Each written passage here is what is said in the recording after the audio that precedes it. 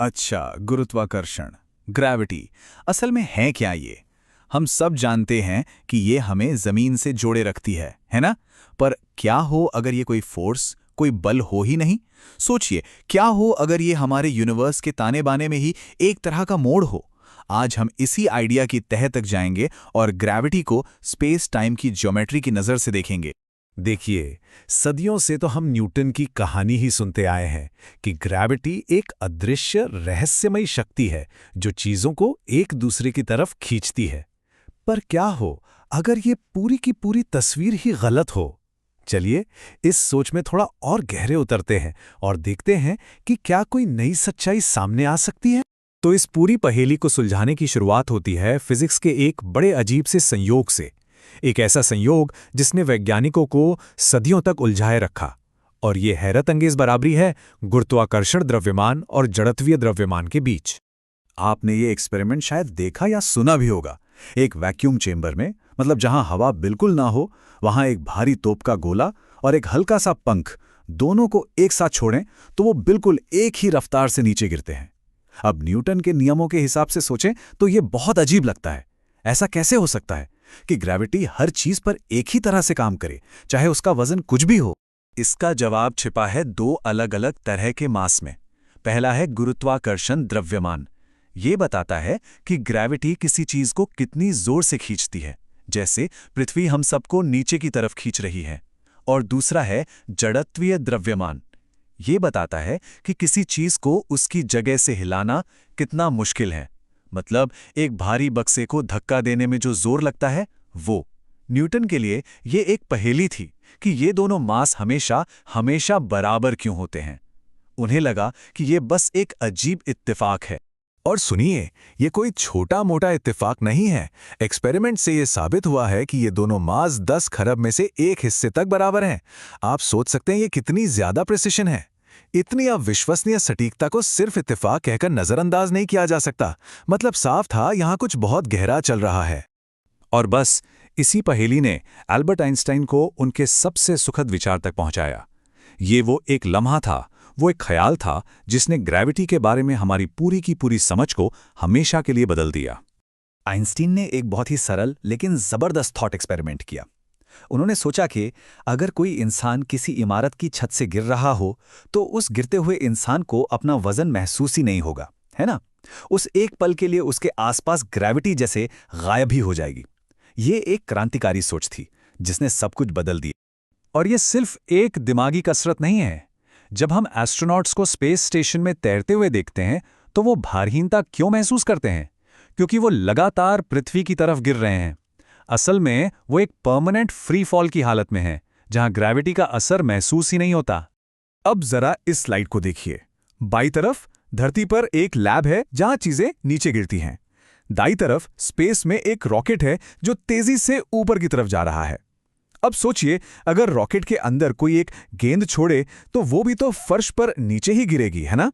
तो आइंस्टीन ने सवाल पूछा, क्या अंदर बैठा कोई इंसान कोई भी एक्सपेरिमेंट करके ये बता सकता है कि वो पृथ्वी पर है या तेज चलते रॉकेट में?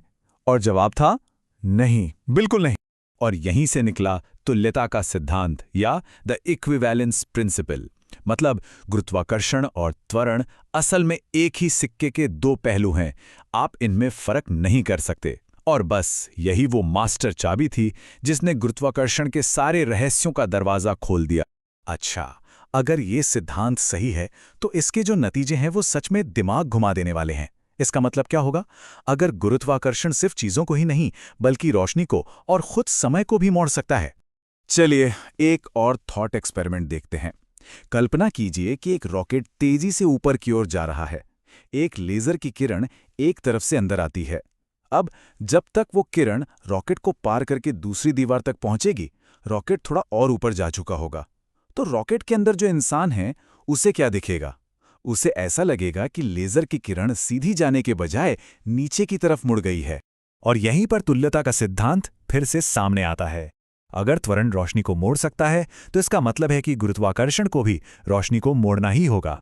ये न्यूटन के यूनिवर्स से एक बहुत बहुत बड़ा बदलाव था, जहां माना जाता था कि रोशनी हमेशा एक सीधी लकीर में चलती है। ठीक है, अब देखते हैं कि इसका समय पर क्या असर होता है। मान लीजिए हमारे उसी रॉकेट में 2 लोग हैं, एलिस जो छत के पास है और बॉब जो फर्श के पास है। एलिस हर सेकंड बॉब को एक लाइट का सिग्नल भेजती है, मान लीजिए जैसे घड़ी की टिक टिक।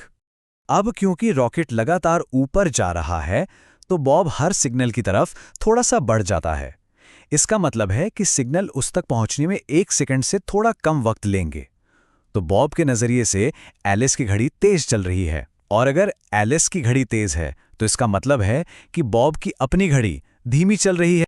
और एक बार फिर तुल्यता का सिद्धांत हमें बताता है कि अगर त्वरण समय को धीमा कर सकता है तो गुरुत्वाकर्षण भी कर सकता है। इसका मतलब है कि जहां गुरुत्वाकर्षण ज्यादा मजबूत है, जैसे कि पृथ्वी की सतह के पास, वहां समय थोड़ा धीमा चलता है, उन जगहों के मुकाबले जहां गुरुत्वाकर्षण कमजोर है।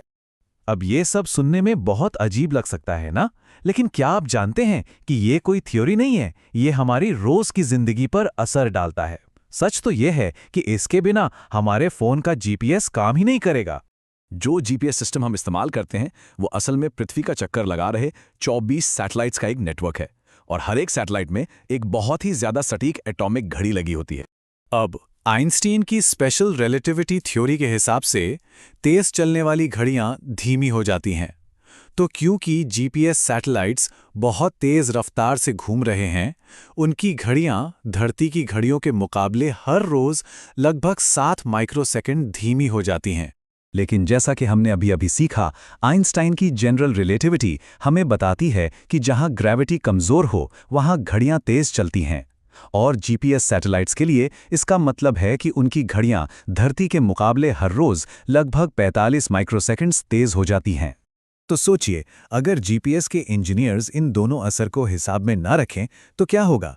जीपीएस सिस्टम हर एक दिन 10 किलोमीटर से भी ज्यादा गलत हो जाएगा। कुछ ही दिनों में वो हमें बताएगा कि हम तो शहर के दूसरे कोने में हैं।